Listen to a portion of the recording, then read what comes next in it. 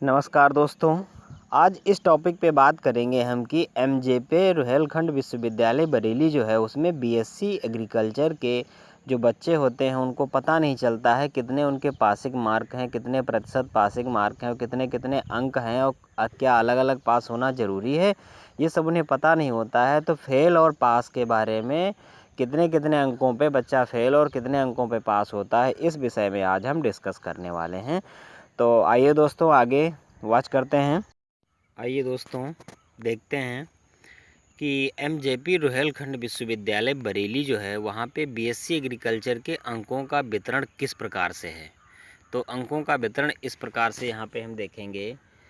तो 25/5/2015 के आधार पर कृषि संकाय के जो विषय थे उनकी एक बैठक लगाई गई, जिसमें 10/6/2015 को अपराह्न 12:30 पे विश्वविद्यालय परिसर में संपन्न हुई इस बीएससी कृषि की परीक्षा के अंकों के वितरण के संबंध में बिंदुओं पर विचार विमर्श किया गया और सर्वसम्मति के साथ लागू किया गया, जिसमें बताया गया कि बीएससी कृषि के प्रत्येक सेमेस्टर परीक्षा के प्रत्येक विषय में उत्तीर्ण होने का प्रतिशत 50% के स्थान पे 35% अंक किया जाता है।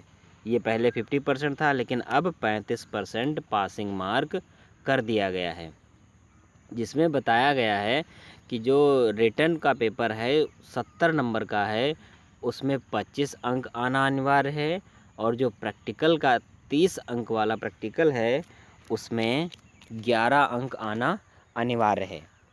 यानी रिटन और प्रैक्टिकल दोनों सब्जेक्ट में पृथक पृथक पास होना अनिवार्य है, अलग अलग पास होना अनिवार्य है। अन्यथा एक में पास हो एक में फेल हो तो पूर्णतया सब्जेक्ट में फेल माने जाओगे।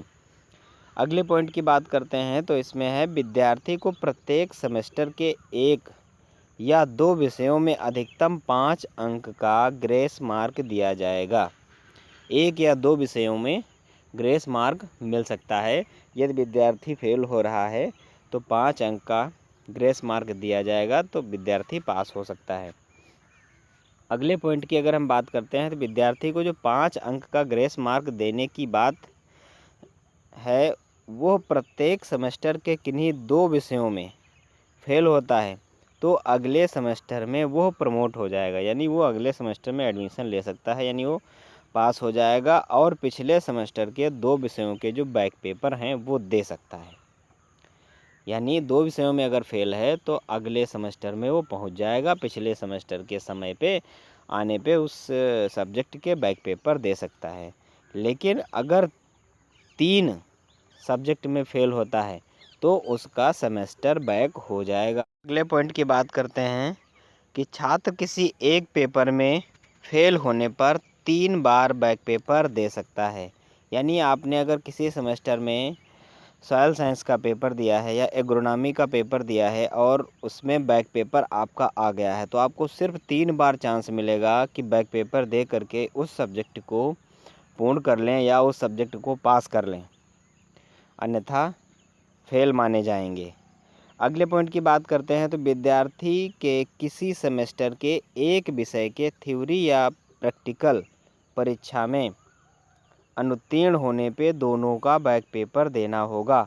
यानी प्रैक्टिकल और थ्योरी दोनों का देना होगा। जैसे आप प्रैक्टिकल में फेल हो गए तो सोचा कि प्रैक्टिकल का अगली बार नहीं देना पड़ेगा, तो देना पड़ेगा। अगर आप थ्योरी में फेल हैं तो अगली बार थ्योरी का भी देना पड़ेगा, प्रैक्टिकल का भी देना पड़ेगा। यानी दोनों पेपर देने पड़ेंगे। एक ही सब्जेक्ट के 2 पार्ट हैं, प्रैक्टिकल और थ्योरी, तो इनको दोनों को पूरा करना पड़ेगा। ठीक है दोस्तों, हमें उम्मीद है कि आप लोग ये पूरी बात समझ गए होंगे कैसे क्या है।